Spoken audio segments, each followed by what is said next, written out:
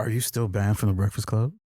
I've never been banned from the shout out to Envy. I've never been banned from the Breakfast Club. I swear they said. I swear you told me like you couldn't go up there for a little bit. It was hot. Why? If I'm friends with Charlamagne. I remember you talking about spaces. I'll bring it up, man. I'll bring it up. You said you had an issue with Envy. Something you said. We had an issue at one point, but that doesn't mean I was banned from Breakfast Club. Okay, so I mean, if I said that, I misspoke. You haven't been back though. I got to go when the time is right. Okay. Yeah, but I've talked to Envy since then. We've hashed things out. I sent him an apology. He gave me an apology, and then that was that. And that was what, I don't know, maybe 3. It was 26, maybe 23. I could have. Charlamagne has asked me to come up there. Okay. So, the apology was over what you said on Joe Budden's podcast, right? Because you said some. You went crazy. I never seen. I never said. You was like, dudes with real money don't talk that way. I was like, wow, look at Ian. That's true. But to be careful. Nevertheless, I was still wrong in how I approached it with Envy. So, yeah, so that's why I called and apologized. I did the Ray J. I'm gonna call up there and apologize. So, yeah, so shout to Envy, and he took it with grace because he didn't have to.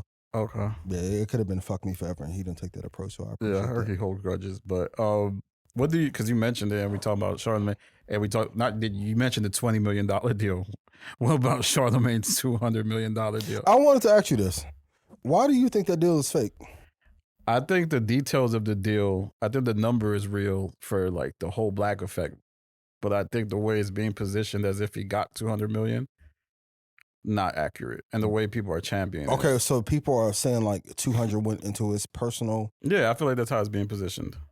No, but it went to his company. Yeah, let's say that. I think that was stated. Like if okay, prime example. We were talking today with the founders of Prospects. It's 2 guys, right? They were there. Yep. The investors weren't there. The Series A or C round investors were not there. They're the face of the brand. So of course, if you're running the piece, they're going to be highlighted. Like he's the face of and CEO of Black Effect. So I don't know what the confusion is. Like he didn't say that I cleaned up and got $200 million in my personal pocket. He said Black Effect did a deal for $200. The Forbes was like, Charlamagne the God signs $200 million iHeart deal.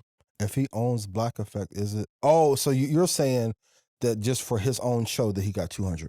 That's what it kind of felt like it was being said. But the article went into detail about the dealings of Black Effect. Kudos to him and Dolly.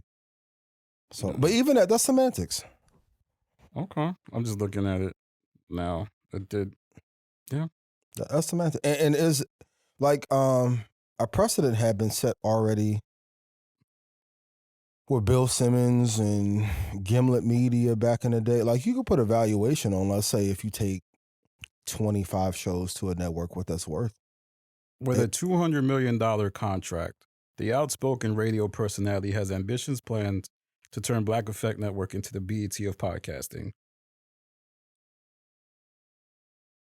So did I say Black Effect 200 million? It felt like that was positioned.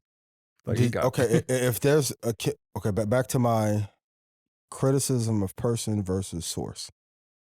I haven't heard one person criticize Fortune for how the headline was written. Forbes, yeah. Forbes. Jesus, you're good, man. But I mean, Charlamagne showed up to the photo shoot, and even just the article was funny. Like Charlamagne sits in a comic book store overlooking the city as he is the Gray Hulk and also the Hulk combined into one man. That's like the '98 Summer Jam.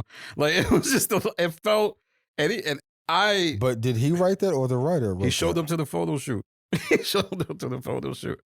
If that's his job to show up to the photo shoot for so for example, like if I go to CNBC or ETF Central or The Street, it's out of my control how they framed the piece.